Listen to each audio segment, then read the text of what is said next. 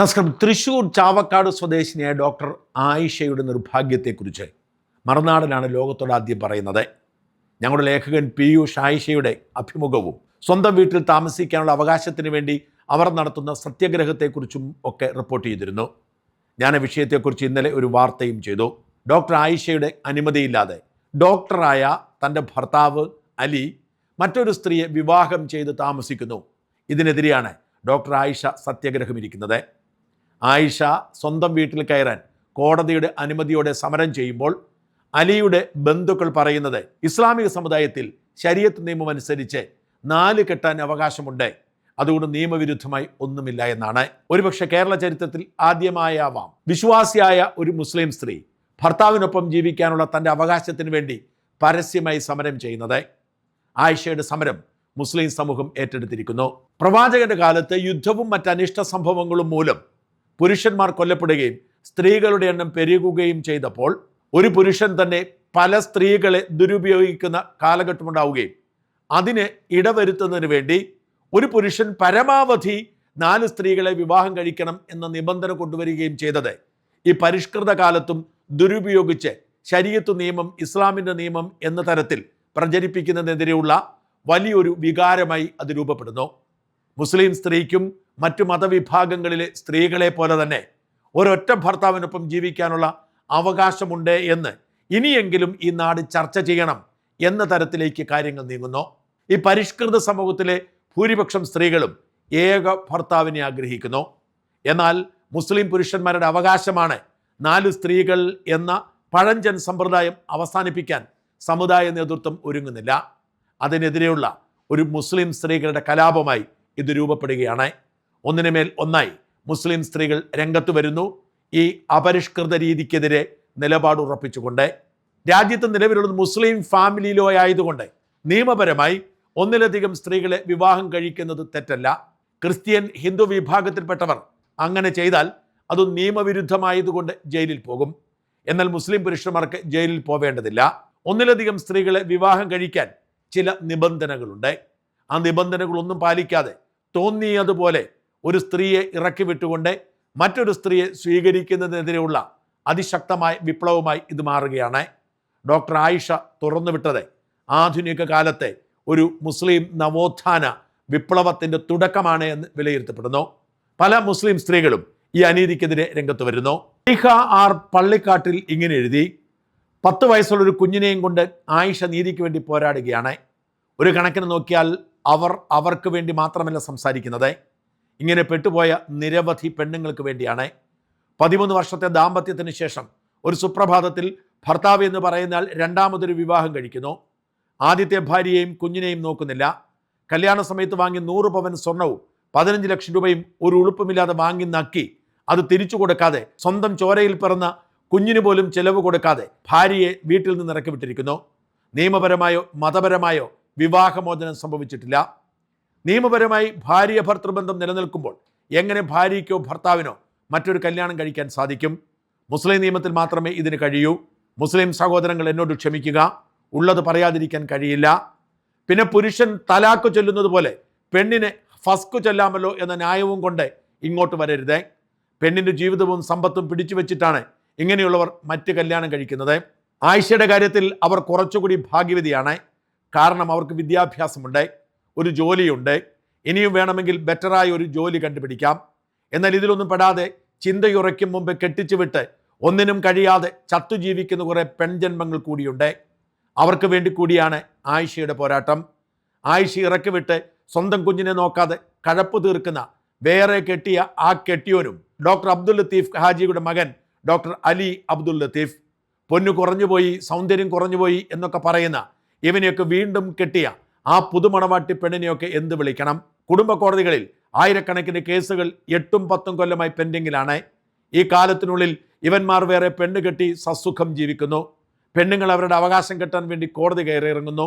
നീതിന്യായ വ്യവസ്ഥകൾ നീതി ലഭിക്കാതെ വരുമ്പോൾ ഇതുപോലെ പ്രതികരിക്കേണ്ടി വരും. ഒന്നിനുമല്ല, അവനവൻ്റെ അവകാശത്തിന് വേണ്ടി, ജീവിതത്തിന് വേണ്ടി തിരിച്ചു വരാൻ ഒരു വീടില്ലാത്ത, ഒന്നുറക്കക്കരഞ്ഞാൽ അത് കേൾക്കാൻ ആളില്ലാത്ത, ഒന്ന് ഹൃദയം തുറന്ന് സംസാരിക്കാൻ ആളില്ലാത്ത എത്രയോ ജീവിതങ്ങളുണ്ട്. ചിലരൊക്കെ മരിച്ചു ജീവിക്കുന്നു, ചിലരൊക്കെ ആത്മഹത്യ ചെയ്യുന്നു. ഇത്തരത്തിലുള്ള വികാര പ്രകടനങ്ങൾ സോഷ്യൽ മീഡിയയിൽ ശക്തമാണ്. മുസ്ലിം സ്ത്രീകൾ തന്നെ രംഗത്തിറങ്ങി പ്രതികരിക്കുന്നു. എന്ത് വൃത്തികേടാണ് ഇവന്മാരൊക്കെ കാണിക്കുന്നത് എന്ന് ചോദിക്കാനുള്ള തൻ്റെ ഇടം പല സ്ത്രീകൾക്കും ലഭിക്കുന്നു. അത്തരം ചില പ്രതികരണങ്ങൾ കേൾക്കുക. എനിക്കൊരു ചോദ്യമുണ്ട്, നിങ്ങൾക്കാവുന്ന പോലെ എനിക്ക് ഉത്തരം തന്ന് സഹായിക്കൂ. നിങ്ങളുടെ നാട്ടിൽ എങ്ങനെയാണ് നിക്കാഹുകൾ നടക്കുന്നത്? എൻ്റെ വീട് തൃശ്ശൂർ ജില്ലയിൽ ചാവക്കാട് താലൂക്കിൽ എടക്കാഴയിൽ നിന്നുള്ള ഒരു മഹലിലാണ്. ഇവിടെയുള്ള പ്രാക്ടീസ് ഞാൻ പറയാം. വരന്റെയും വധുവിന്റെയും എവിടെയാണ് നിക്കാഹ് നടക്കുന്നത് അതിന്റെ ഓപ്പോസിറ്റ് പാർട്ടിയുടെ മഹലിൽ നിന്നും ഒരു ലെറ്റർ വേണം. അതായത് ഏത് തരം വിവാഹമാണ്, ഇദ്ദേഹത്തിന് മുന്നേ ഭാര്യയുണ്ടോ, വല്ല ബാധ്യതകളുണ്ടോ, ഈ വക കാര്യങ്ങളൊക്കെ എഴുതിയിട്ടുള്ള ഡിക്ലറേഷന്റെ ആവശ്യമുണ്ട്. എന്റെ ഭർത്താവിന്റെ രണ്ടാം വിവാഹത്തിന് ഇങ്ങനൊരു ലെറ്റർ എന്റെ മഹല് ഇഷ്യൂ ചെയ്തിട്ടില്ല. നമ്മൾ രണ്ടുപേരും ഒരേ മഹൽ. യൂണിഫോം സിവിൽ കോഡിന്റെ ആവശ്യകത എന്തെന്നാന്നുള്ളത് മുസ്ലിം മതത്തിലെ സ്ത്രീകൾക്ക് ഇപ്പൊ മനസ്സിലായോ? ഇവരൊരു ഇൻഡിപെൻഡന്റ് ആയിട്ടുള്ള ഒരു ലേഡിയാണ്, ഇവരൊരു ഡോക്ടറാണ്, ഇവർക്കൊരു പെൺകുട്ടിയുണ്ട്, ഇവരുടെ വിവാഹം കഴിഞ്ഞിട്ട് 13 വർഷമായി. എന്നിട്ട് ഭർത്താവ് ഇവരറിയാണ്ട് പോയിട്ട് വിവാഹം കഴിച്ചിരിക്കുന്നു. ഇവരുടെ കൺസെന്റ് കൂടാണ്ട്, ഇവരെ തലാക്ക് ചെല്ലാണ്ട്, ഇവരിൽ നിന്നും നിയമപരമായി പോലും ഡിവോഴ്സ് വാങ്ങാണ്ട് ഇയാളുടെ ഇഷ്ടത്തിന് പോയിട്ട് പിന്നെ കല്യാണം കഴിച്ചേക്കാണ്. അതിന് 10 ദിവസത്തോളം ഇവർ വീടിന് പുറത്തായിരുന്നു, ഇവരെ വീട്ടിൽ കയറ്റാതെ. ഒന്ന് ആലോചിച്ച് നോക്കിക്കേ. ഈ 18 വയസ്സാകുമ്പോഴത്തേക്കും പെണ്ണ് കല്യാണം കഴിക്കണം, അല്ലെങ്കിൽ പെണ്ണുങ്ങൾ വഴി പഴച്ചു പോകും, വാഴി തലയ്ക്കുന്ന ഒസ്താക്കന്മാരോടാണ് എന്റെ ചോദ്യം. ഈ 18 വയസ്സുള്ള കുട്ടീനെ ഇങ്ങനെ കെട്ടിച്ചിട്ട് ഇമാതിരി തെമ്മാടിത്തരമാണ് അവളുടെ ഭർത്താവ് അവളോട് ചെയ്തതെന്നുണ്ടെങ്കിൽ വിദ്യാഭ്യാസം ഇല്ലാത്ത ഇവൾ എന്ത് ചെയ്യും? ഈ കുട്ടിക്ക് പിന്നെ ഒരു ഡോക്ടറാണ്, ഒരു ഡോക്ടറായിട്ടുള്ള അല്ലെങ്കിൽ വിദ്യാഭ്യാസവും വിവരവും ജോലിയുമുള്ള ഒരു ഡോക്ടറായിട്ടുള്ള ഇൻഡിപെൻഡന്റ് ആയിട്ടുള്ള ഒരു ലേഡിക്ക് പോലും ഈ ഒരു അവസ്ഥയാണ് ഈ മതത്തിൽ വരുന്നതെന്നുണ്ടെങ്കിൽ സാധാരണക്കാരിയായിട്ടുള്ള 18 വയസ്സ് മാത്രമായിട്ടുള്ള പെൺകുട്ടികളെ വിവാഹം കഴിച്ചയക്കണം. ഇവർക്ക് ഈ ഗതികേട് വന്നാൽ ഇവരെന്ത് ചെയ്യും? ഇവരെങ്ങനെ ജീവിക്കും? പുരുഷാധിപത്യത്തിനെ വ്യാഖ്യാനിച്ച് സംരക്ഷിക്കുകയാണ് ഇവിടുത്തെ മത നേതാക്കള്. നിങ്ങളുടെ മതത്തിൽ പുരുഷന്മാർ മാത്രമേ ഉള്ളൂ, സ്ത്രീകളില്ലേ? സ്ത്രീകളെ എന്തുകൊണ്ട് നിങ്ങൾ മനുഷ്യന്മാരായിട്ട് കണക്കാക്കുന്നില്ല, വേറൊരു എക്സിസ്റ്റൻസ് ആയിട്ട് കണക്കാക്കുന്നില്ല, അഭിമാനമുള്ളവരായിട്ട് കണക്കാക്കുന്നില്ല? നിങ്ങൾക്ക് പെറ്റുകൂട്ടാൻ മാത്രമുള്ളതാണ് ഈ മതത്തിലെ സ്ത്രീകൾ എന്ന് പറയുന്നത്. നിങ്ങൾക്ക് തോന്നുമ്പോൾ നിങ്ങൾ വേറെ പോയിട്ട് കല്യാണം കഴിക്കാനും അവരുടെ അനുവാദമില്ലാതെ കല്യാണം കഴിക്കാനുമായിട്ട് എന്ത് കാലഹരണപ്പെട്ട നിയമങ്ങളാണ്? അത് മാറ്റാൻ സമയമായില്ല ഈ 2026-ലും? ഇമാതിരിയുള്ള ചോദ്യങ്ങൾ നമ്മൾ ചോദിച്ചു കഴിഞ്ഞാൽ മതത്തിനെ ചോദ്യം ചെയ്തു. ഇതൊക്കെ മനുഷ്യാവകാശ ലംഘനമാണ്, കടുത്ത മനുഷ്യാവകാശ ലംഘനം. മനസ്സിലായില്ലേ? ഇതിനെക്കുറിച്ചൊക്കെ ചർച്ച ചെയ്യാനോ അല്ലെങ്കിൽ സ്ത്രീക്ക് അവളുടെ അന്തസ്സിലും അഭിമാനത്തിലും മതത്തിൽ ജീവിക്കണമെന്ന് പിന്നെ എന്താ പറയുക എന്ന് ആഗ്രഹിക്കാത്ത കുറെ കാടന്മാരായിട്ടുള്ള പുരുഷന്മാരുണ്ട് അവിടെ, പുരുഷ മേധാവികള്. ഇവര് സമ്മതിക്കില്ല. സ്ത്രീക്ക് പെറ്റുകൂട്ടാനാണ് സ്ത്രീ എന്നുള്ളതും വീട്ടിലെ ഇവരുടെയൊക്കെ അണ്ടർവെയർ വരെ കഴുകി കൊടുക്കാനുള്ളതാണ് സ്ത്രീകൾ എന്നുള്ളതും ഇവരങ്ങ് ധരിച്ചു വെച്ചിരിക്കുകയാണ്. ഇവർക്ക് കിട്ടിയ വിദ്യാഭ്യാസം അതാണ്. ഒരു പെണ്ണ് ഡാൻസ് കളിച്ചാലോ, ഒരു പെണ്ണ് പാട്ട് പാടിയാലോ നിനക്കൊക്കെ എന്താ പെണ്ണിനെ കുറിച്ച് പറയല്? സ്ലട്ട് ഷെയിം ചെയ്യല്, വീട്ടിലുള്ളവരെ പറയല്, പിന്നെ അപവാദ കഥകൾ ഉണ്ടാക്കല്, വിളിക്കല്. അതുകൊണ്ട് എന്റെ പെണ്ണുങ്ങളെ നിങ്ങളാണ് ഇറങ്ങിത്തിരിക്കേണ്ടത്. ഈ തലാക്ക്, ട്രിപ്പിൾ തലാക്ക് എന്ന് പറയുന്ന വൃത്തികെട്ട രീതി നിങ്ങൾ സമ്മതിക്കരുത്. ഈ ഒരു കാര്യം സോഷ്യൽ മീഡിയയിൽ അറിയപ്പെടുന്ന എഴുത്തുകാരൻ ശ്രീജിത്ത് സുകുമാർ ഇങ്ങനെ എഴുതി. ഇത് ഒരു രണ്ടാം വിവാഹത്തെക്കുറിച്ചുള്ള ചർച്ച മാത്രമല്ല, ഒരു സ്ത്രീയുടെയും ഒരു കുഞ്ഞിൻ്റെയും നീതി, സുരക്ഷ, അന്തസ്സ്, നിയമപരവും ധാർമ്മികവുമായ അവകാശങ്ങൾ എന്നിവയെക്കുറിച്ചുള്ള ചോദ്യമാണ്. ഡോക്ടർ ആയിഷ എൻ്റെ സുഹൃത്താണ്. അവർ ഉന്നയിച്ചിരിക്കുന്ന ആരോപണങ്ങൾ അതീവ ഗൗരവമുള്ളതാണ്.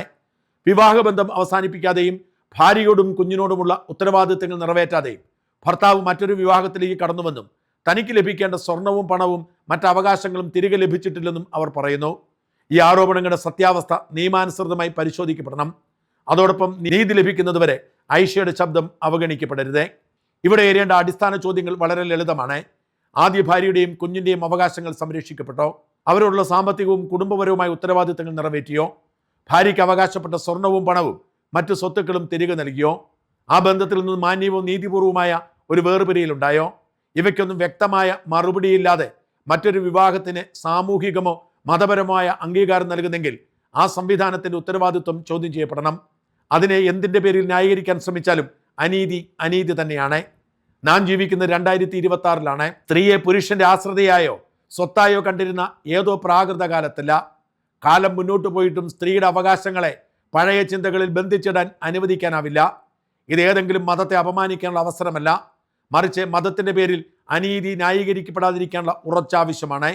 ഒരാചാരത്തെയോ നിയമവ്യവസ്ഥയോ സ്വന്തം സൗകര്യത്തിനായി ഉപയോഗിച്ച് ഭാര്യയുടെയും കുഞ്ഞിൻ്റെയും ജീവിതം അനിശ്ചിതത്വത്തിലാക്കാൻ ഒരാൾക്കും ധാർമ്മിക അവകാശമില്ല. മതവിശ്വാസത്തിൻ്റെ ഹൃദയത്തിൽ നീതിയും ഉത്തരവാദിത്വവും കരുണയുമാണെങ്കിൽ അവ ആദ്യം ലഭിക്കേണ്ടത് സ്വന്തം കുടുംബത്തിനാണ്.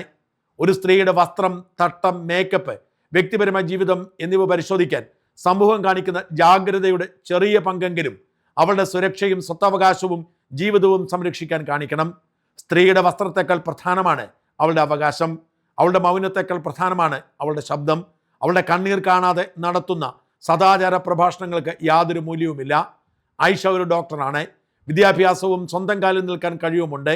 എന്നിട്ടും നീതിക്കായി അവർക്ക് തെരുവിലിറങ്ങേണ്ടി വരുന്നെങ്കിൽ സാമ്പത്തിക സ്വാതന്ത്ര്യമോ സാമൂഹിക പിന്തുണയോ ഇല്ലാത്ത അനേകം സ്ത്രീകളുടെ അവസ്ഥ എന്തായിരിക്കും? അതുകൊണ്ട് ആയിഷയുടെ പോരാട്ടം അവരുടെ മാത്രം പോരാട്ടമല്ല. വിവാഹബന്ധത്തിനുള്ളിൽ ഉപേക്ഷിക്കപ്പെട്ടും ശബ്ദമുയർത്താൻ കഴിയാതെ കഴിയുന്ന അനേകം സ്ത്രീകൾക്കും കുട്ടികൾക്കും വേണ്ടിയുള്ള പോരാട്ടം കൂടിയാണിത്. ഏത് മതത്തിൻ്റെയും സമൂഹത്തിൻ്റെയും പേരിലായാലും അനീതിപരമായ വ്യവസ്ഥകളിൽ അടിമകളെ പോലെ ജീവിക്കാൻ നിർബന്ധിതരാകുന്ന എല്ലാവർക്കും വേണ്ടിയുള്ള പോരാട്ടമാണ്. നമുക്ക് മുൻവിധിയോടെ ആരെയും കുറ്റവാളിയായി പ്രഖ്യാപിക്കേണ്ടതില്ല. പക്ഷെ ആരോപണങ്ങൾ അന്വേഷിക്കണം, ഉത്തരവാദിത്വം നിർണ്ണയിക്കണം. സ്ത്രീക്കും കുഞ്ഞിനും ലഭിക്കേണ്ട സംരക്ഷണവും അവകാശങ്ങളും ഉറപ്പാക്കണം. ബന്ധപ്പെട്ട നിയമ സംവിധാനങ്ങളും സാമൂഹിക മത നേതൃത്വങ്ങളും നിശബ്ദത അവസാനിപ്പിക്കണം. ആയിഷയ്ക്ക് വേണ്ടത് സഹതാപമല്ല, നീതിയാണ്. അവരുടെ കുഞ്ഞിന് വേണ്ടത് വാഗ്ദാനങ്ങളല്ല, സുരക്ഷിതമായ ഭാവിയും അർഹമായ അവകാശങ്ങളുമാണ്. എൻ്റെ സുഹൃത്ത് ഡോക്ടർ ആയിഷയുടെ നീതിക്കുള്ള പോരാട്ടത്തിനൊപ്പം ഞാൻ ഉറച്ചു നിൽക്കുന്നു. അവർ ഉന്നയിച്ചിരിക്കുന്ന എല്ലാ ആരോപണങ്ങളും നിഷ്പക്ഷമായും സമയബന്ധിതമായും അന്വേഷിച്ച് അവർക്കും കുഞ്ഞിനും അർഹമായ നീതി ഉറപ്പാക്കപ്പെടണമെന്ന് ഞാൻ ആവശ്യപ്പെടുന്നു. ഒരു സ്ത്രീയുടെ ജീവിതം ആരുടെയും സൗകര്യത്തിനനുസരിച്ച് ഉപേക്ഷിക്കാവുന്ന ഒന്നല്ല. മതത്തിനും ആചാരത്തിനും മുകളിലാണ് നീതി, നിശബ്ദതയ്ക്കും ഭയത്തിനും മുകളിലാണ് മനുഷ്യൻ്റെ അന്തസ്സ്. ഇത്തരത്തിലുള്ള വലിയ പിന്തുണയാണ് ആയിഷയ്ക്ക് ലഭിക്കുന്നത്. പൊതുവെ മുസ്ലിം സ്ത്രീകൾ എന്തിനെങ്കിലും എതിരെ പ്രതികരിച്ചാൽ ചീത്ത വിളിക്കാൻ വരുന്ന പലരും പിന്മാറുന്നു. കാരണം ഇത് മുസ്ലിം സ്ത്രീകൾക്കിടയിലെ ഒരു നവോത്ഥാന വിപ്ലവമായി മാറിക്കഴിഞ്ഞു. മുസ്ലിം സ്ത്രീക്കും ഏകപുരുഷനൊപ്പം ജീവിക്കാനുള്ള അവകാശമുണ്ട്. അവളെ പഴയ അന്ധവിശ്വാസങ്ങളുടെ കാലത്തേക്ക് തള്ളിവിടുന്നതിനെതിരെയുള്ള ശബ്ദം ഈ നാട്ടിൽ ഉയരുമ്പോൾ ആ ശബ്ദത്തിനൊപ്പം നിൽക്കാൻ നീതിബോധമുള്ളവർ ശ്രമിക്കട്ടെ.